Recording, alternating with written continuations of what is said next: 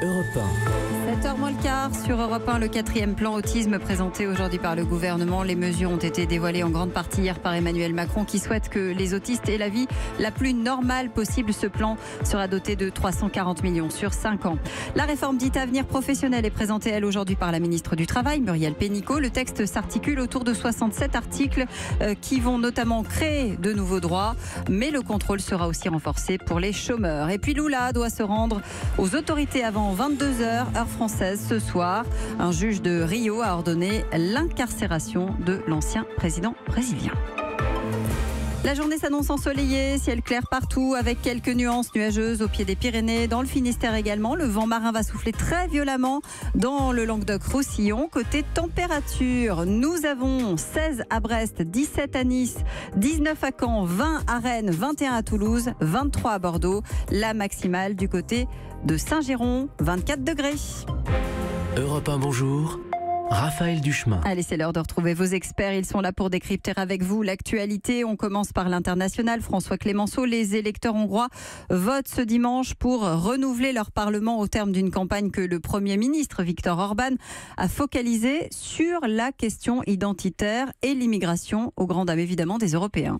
Oui, selon les derniers sondages, il reste encore un gros tiers d'indécis dans cette élection, mais tout indique que Viktor Orban sera réélu pour un 3e mandat.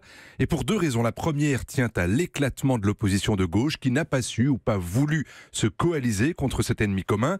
Et la seconde, à l'existence d'une force d'opposition d'extrême droite qui canalise les rejets et les frustrations. C'est le parti Jobbik qui flirte avec le néonazisme et qui estime que le nationalisme d'Orban est trop mou.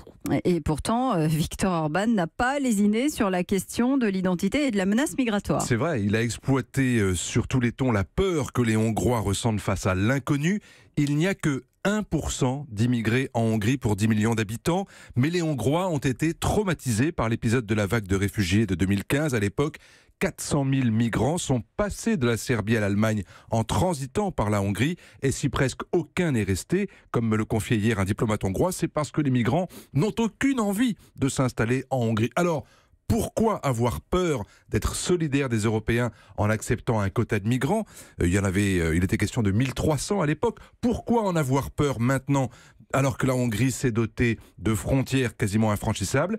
Les officiels vous répondent en citant une étude de l'OTAN selon laquelle 60 millions d'Africains quitteraient leur continent dans les 20 ans à venir.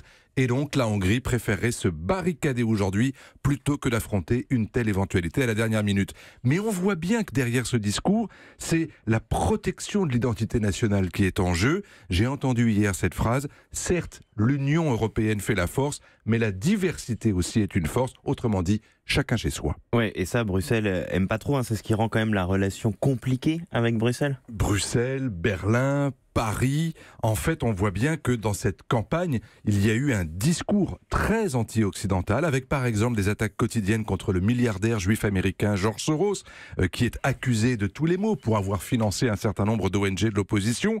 Un tiers des jeunes Hongrois de moins de 30 ans souhaitent aujourd'hui quitter le pays, selon une enquête qui a été publiée l'an dernier. Et le fait que ce soit principalement pour des raisons économiques et financières, alors que Viktor Orban se flatte justement d'avoir fait baisser le chômage et rendu l'économie plus prospère, tout cela montre qu'il n'a pas convaincu la jeunesse sur ce terrain-là. Europe 1.